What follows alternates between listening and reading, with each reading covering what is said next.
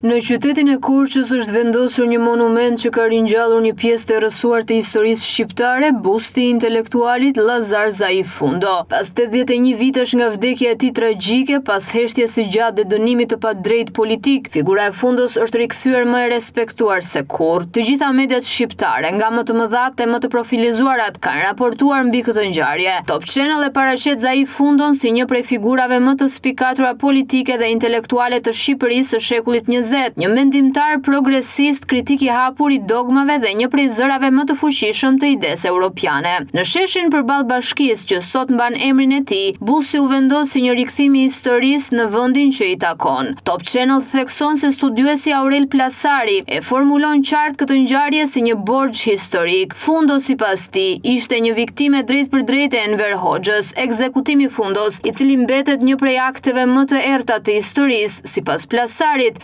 xhelozinë e pushtetit të friksuar nga njerëzit e mendimit të lirë. Top Channel sjell edhe atmosferën e ceremonisë përkujtimore të zhvilluar në katedralen Ngjallja e Krishtit në Korçë, ku familjarët e tij pas dekadash qëndrimi nën hije e përshkruan Fundon si një mendimtar të lirë, idealet e të cilit sot po kuptohen e çlirohen nga paragjykimet e së kaluarës. Klan TV, një prej mediave kryesore që pasqyroi ngjarjen, e vendos theksin te karakteri i padrejtë i ekzekutimit të Fundos. Klan raporton se busti u inaugurua në kuadër të 113 vjetorit të pavarësisë, ndërsa Plasari theksoi se Zaifundo ishte një viktim personale e Enver Hoxhës, jo vetëm e diktaturës. Nënvizohet po ashtu se urdhri për vrasjen e tij, i dhënë nga Hoxha para se ky i fundit të vinte në pushtet, tregon qartë frikën dhe xhelozinë ndaj mendimtarëve të lirë. Po ashtu theksohet se vendosja e bustit në sheshin që tashmë mban emrin e tij është një akt i rëndësishëm rikthimi historik. Euronews Albania shikon vendosjen e bustit si një akt drejtësie historike për një prej intelektualëve më të persekutuar të shekullit të kaluar. Euronews Albania thekson rolin e rëndësishëm të Fundos në hapjen e mendimit kritik, në qasjen e tij europiane dhe në kontributin intelektual që i parapriu Europës së Bashkuar. Euronews citon se historiani Aurel Plasari sjell edhe një detaj të rëndësishëm në urdhrin që Enver Hoxha dha për vrasjen e Fundos. Pyetja e parë që kërkonte t'i bëhej ishte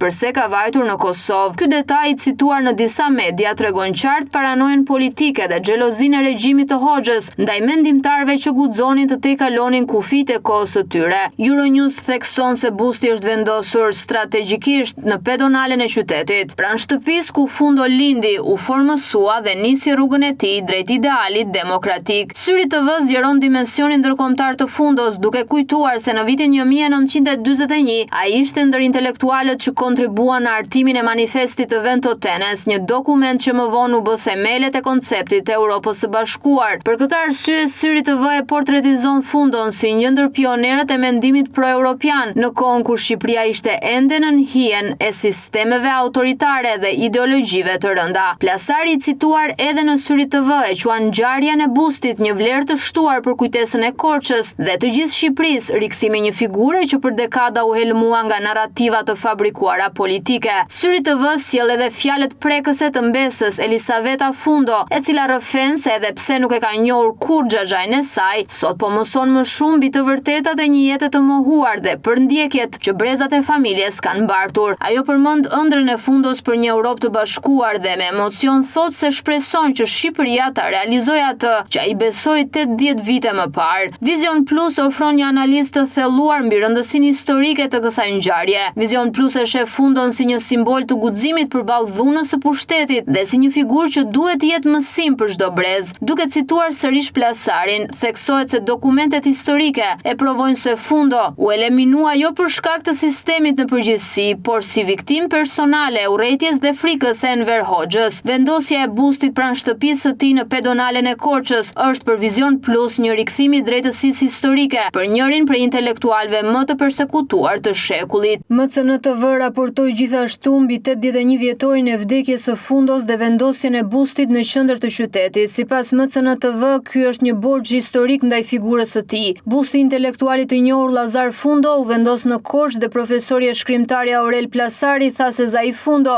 nuk është thjesht viktimë e diktaturës, por viktimë e vetë Enver Hoxhës, i cili ka urdhëruar vrasjen e tij. MCN TV thekson se në 81 vjetorin e vdekjes, ta afërm dhe qytetar po ashtu u mblodhën në katedralen Ngjallja e Krishtit në Korçë, duke zhvilluar homazhe për të rikthyer në vëmendje jetën dhe veprën e e tij. Iliria News thot se Fundo është një figurë embleme mendimit demokratik shqiptar. Ai paraqitet si një idealist, një mendimtar i lirë që u përball me ndëshkimin e sistemit për shkak të ideve që i paraprin kohës së tij. Sipas Iliria News, sot Fundo nuk është më i mbuluar nga errësira e propagandës së dikurshme. Ai por i lind në mendimin kolektiv shqiptar. Ceremonit, busti, fjalët e studiosve dhe ringritja e figurës së tij nxjerrin atë nga hiri arresës, duke e bërë sërish pjesë të identitetit ton kombëtar. Iliria News thekson se rivlerësimi i Fundos është më shumë se një akt nderimi, është një rikthim i dinjitetit për një figurë që pagoi jetën për fjalën e lirë dhe për bot kuptimin e tij demokratik. Në të gjitha mediat, në të gjitha raportimet e tyre, rezonon i njëjti mesazh. Lazar Fundo